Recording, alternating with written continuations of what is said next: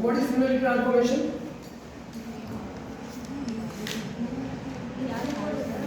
Similarity transformation देखो, अगर suppose ये a और x इनवर्स और x इससे मल्टीप्लाई करेंगे इसको और सपोज b मिलता है तो हम क्या बोलेंगे? That means if any element suppose a okay is multiplied by another element and its inverse, okay, to give the product, it is called as similarity transformation. And a and b are called as conjugate elements. ये था similarity transformation का introduction. इसको अपने को समझने के लिए अपने को क्या चाहिए? ग्रुप मल्टीप्लिकेशन टेबल चाहिए।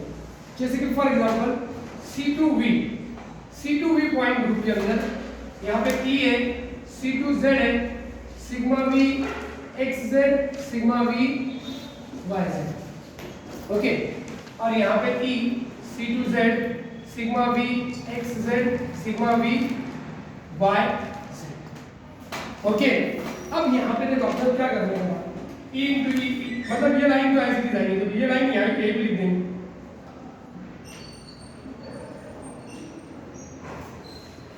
और ये लाइन ऐसे ही यहाँ पे आ जाएगी।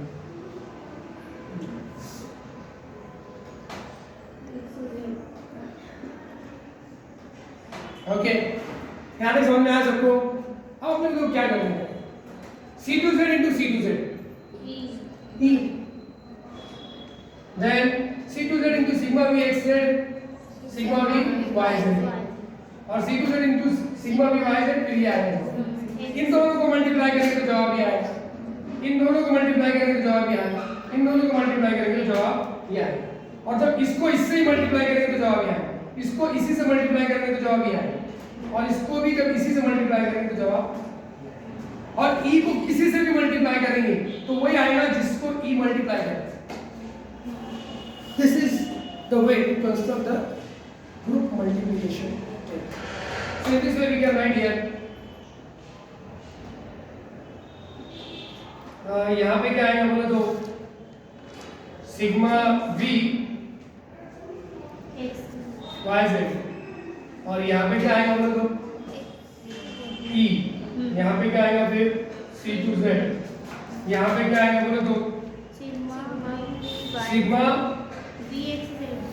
VXZ, यहाँ पे C2Z, और फाइनली यहाँ पे क्या आएगा E. Understand? This is the group multiplication table for C2V point, and this is the similarity transformation we are going to consider now. Okay. अब देखो सिमिलरिटी ट्रांसफॉर्मेशन की डेफिनेशन समझ में आ गई कि दोनों कॉन्जुगेट रहते हैं, ग्रुप मल्टीप्लिकेशन टेबल का सहारा लेने का मतलब है कैसे। अब देखो यहाँ पे हमको ये मालूम करने का है कि ये जो सिमिलरिटी ट्रांसफॉर्मेशन है, तो इसके अंदर हम बेसिकली ये देखना चाह रहे हैं कि कौन से मतलब ये जो सिमेट्री एलिमेंट्स है तो ये किसी के साथ कॉन्जुगेट होते हैं या अपनी अलग क्लास बनाते हैं। क्लास मतलब क्या है? क्लास मतलब ये पॉइंट हम आगे कंसीडर करने वाले हैं कैरेक्टर, और कैरेक्टर टेबल बहुत इंपॉर्टेंट है। इनफैक्ट ग्रुप थ्योरी की जान है, मतलब जो बेसिक्स है कि मतलब कोई भी मॉलिक्यूल में उसकी स्पेक्ट्रल प्रॉपर्टीज होगी, उसकी डायपोल मोमेंट होगी, ओके, यहाँ तक कि उसकी ऑप्टिकल प्रॉपर्टीज होगी, ये सारी चीजें स्टडी करने के लिए, उसकी रमन स्पेक्ट्रोस्कोपी स्टडी करने के लिए वहाँ पे कैरेक्टर टेबल का बहुत बड़ा यूज है। हम प्रोसीड कर रहे हैं किसकी तरफ? कैरेक्टर टेबल समझने की तरफ जा रहे हैं, और कैरेक्टर टेबल समझने से पहले हमको क्लास किसको बोलते हैं ये समझ में आना चाहिए। ग्रुप मल्टीप्लिकेशन टेबल क्या है, सिमिलरिटी ट्रांसफॉर्मेशन क्या है। तो सिमिलरिटी ट्रांसफॉर्मेशन एक ऐसा मेथड है जिसके जरिए हम ये मालूम कर सकते हैं कि कितनी क्लासेस बनेंगी और कौन किस क्लास में कॉन्जुगेट रहेगा या फिर कौन अपनी सेपरेट क्लास बनाएगा। ओके, तो यहाँ पे कितनी क्लासेस बनेंगी और वो क्लासेस में कितने कॉन्जुगेट एलिमेंट्स रहेंगे या फिर वो अपनी खुद की क्लास बनाएगा। तो ये तीन चीजें अपने को सिमिलरिटी ट्रांसफॉर्मेशन से फाइंड आउट कर जाती है। तो अब यहाँ तक समझ में आ गया। अब देखो यही टेबल का यूज करूँगा मैं, और हम हर एक पे सिमिलरिटी ट्रांसफॉर्मेशन अप्लाई करेंगे और देखेंगे कि इसका रिजल्ट क्या है। तो अब यहाँ पे बेसिकली हम देखने जा रहे हैं पहला E। The first one is the identity. Okay, अब आइडेंटिटी ई के लिए हम सिमिलरिटी ट्रांसफॉर्मेशन करेंगे. अब ई के लिए जब सिमिलरिटी ट्रांसफॉर्मेशन कर रहे हैं ना, तो गिन लेने का कि कितने यहाँ पे अपने को ऑपरेशन दिए गए, 4. तो 4 बार ई लिख देने का सेंटर में. समझ में आया? एकदम सिंपल तरीका बताऊंगा और उसके बाद ट्रिक भी बताऊंगा जिससे तुम लोग और टाइम भी बचेगा. अब इसके पहले भी मल्टीप्लाई, इसके बाद में भी मल्टीप्लाई. ओके, अब उसके बाद हम क्या करेंगे, देखो ई यही चारों को लेंगे. जैसे अब ये चारों को मैं पहले सीधे हाथ की तरफ लिख देता हूँ. ई है, C2Z है, सिग्मा V XZ है और सिग्मा V बराबर. अब उल्टे हाथ की तरफ भी मैं इनको ही लिखूंगा, लेकिन कॉस में लिख के इनवर्स करूंगा. तो अब देखो यहाँ पे ई लिखूंगा और इनवर्स, यहाँ पे C2Z लिखूंगा और इनवर्स, यहाँ पे सिग्मा V XZ लिखूंगा इनवर्स, और यहाँ पे भी सिग्मा V YZ लिखूंगा और समझ में. अब जैसा मैंने ये ई के साथ किया है ना, तुम लोगों को हर एक के साथ करना है, हर एक के साथ करने का है, और ये टेबल का यूज करना है. कैसे? ई इनवर्स मतलब ई. देखो याद रखो, जितने भी प्लेन रहते हैं ना, सिग्मा V या सिग्मा D या सिग्मा H, उनका इनवर्स वही रहता है. मतलब सिग्मा V XZ इनवर्स जो रहेगा ना, तो वो सिग्मा V XZ के ही बराबर रहेगा. उसको टेबल में नहीं ढूंढने का कि सिग्मा V XZ इनवर्स यहाँ पे तो नहीं है, इनवर्स तो कहीं पे भी नहीं आते, तो वो नहीं ढूंढेगा. उसका मतलब निकालने का, उसका सब्स्टिट्यूट ढूंढने का टेबल में.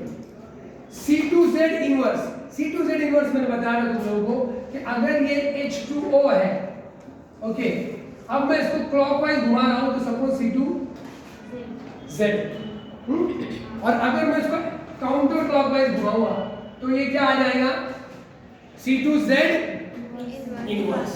अंडरस्टैंड? तो अब यहाँ पे अगर मैं इसको क्लॉकवाइज भी घुमाऊंगा तो भी H1 H2 के साथ एक्सचेंज होने वाला है, एंटी क्लॉकवाइज भी घुमाऊंगा तो भी H1 H2 के साथ एक्सचेंज होने वाला है. तो मैं क्या बोल सकता हूँ कि C2Z inverse is nothing but C2Z, मतलब C2Z इनवर्स C2Z ही है. बराबर यहाँ तक समझ में आ गया. अब ये समझने के बाद अब हम क्या करेंगे, अब सिमिलरिटी ट्रांसफॉर्मेशन आइडेंटिटी के ऊपर अप्लाई करेंगे. अब देखेंगे कि इसका रिजल्ट क्या आता है. तो अब देखो, पहला यहाँ पे E इनवर्स मतलब E है, तो इसका मतलब E इंटू E करने का है. सो E इंटू E, जवाब क्या आया? E. तो ये दोनों का आया E. फिर वापस क्या करेंगे तुम लोग, E इंटू E, ये दोनों का हो गया ना. अभी दोनों का जो भी प्रोडक्ट आएगा ना, उसको इससे मल्टीप्लाई करेंगे. सो E इंटू E क्या होगा, E into E again E. तो आंसर क्या आएगा?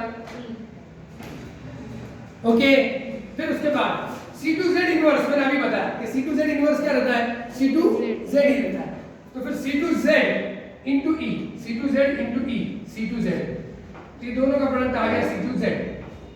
अब C2Z इंटू C2Z क्या आएगा, C2Z इंटू C2Z E.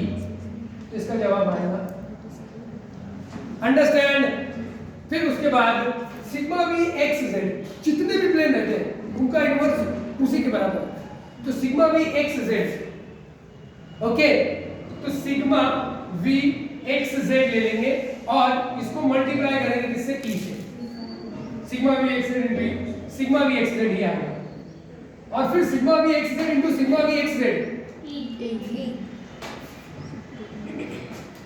ठीक उसी तरीके से इसका भी जवाब क्या है. हमने क्या की, E के लिए सिमिलरिटी ट्रांसफॉर्मेशन की. और कैसे की, जो ग्रुप के अंदर जितने भी एलिमेंट्स थे उनको और उनके इनवर्स को E के साथ मल्टीप्लाई करेंगे. अब जवाब क्या है, हर एक E.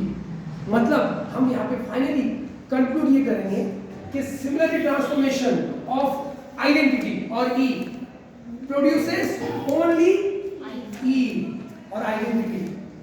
Therefore, identity does not conjugate with any other element. मतलब मैं बताना ये चाह रहा कि अगर सपोज दो में E आया था, दो में C2Z आया था, तो हमने क्या लिखे होते कि E खुद के साथ तो कॉन्जुगेट हो रहा है, किसी और के साथ भी हो रहा है, तो फिर वो दोनों मिलके एक क्लास बनाएंगे. अगर तुम किसी एक का सिमिलरिटी ट्रांसफॉर्मेशन कर रहे हैं और उसमें वो तो आ रहा है प्रोडक्ट में और साथ ही साथ कोई दूसरा भी उसके प्रोडक्ट में आ रहा है, तो फिर वो दोनों कॉन्जुगेट है और वो दोनों मिलके एक क्लास बनाएंगे। समझ में आया? तो अब यहाँ पे जवाब क्या आ रहा है? सिर्फ ई, तो मतलब E is conjugate with itself only, therefore it forms its own class. वो अपनी खुद की अकेले की एक क्लास बनाएगा, किसी के साथ मिली जुली सरकार नहीं बनाएगा। अंडरस्टैंड? सो ये हो गया ई के। अब तुम ऐसे ही अगर करेंगे ना, तुम लोग करके देखो C2Z सिग्मा भी एक Z सिग्मा भी वाई, सबके लिए उनका जवाब वही आया। मतलब हर एक एलिमेंट C2Z भी खुद के साथ ही कॉन्जुगेट होगा और किसी के साथ, सिग्मा भी XZ भी खुद के साथ कॉन्जुगेट होगा किसी और के साथ नहीं, और सिग्मा भी YZ भी खुद के साथ कॉन्जुगेट होगा किसी और के साथ नहीं। मतलब हर कोई अपनी अलग अलग क्लास बनाएगा, इसलिए C2V में क्लासेस कितनी रहेंगी? 4। अंडरस्टैंड? यहाँ तक समझ में आया सबको? पक्का? तो इस तरीके से तुम लोगों ने ये परफॉर्म करने का है। स्टॉप।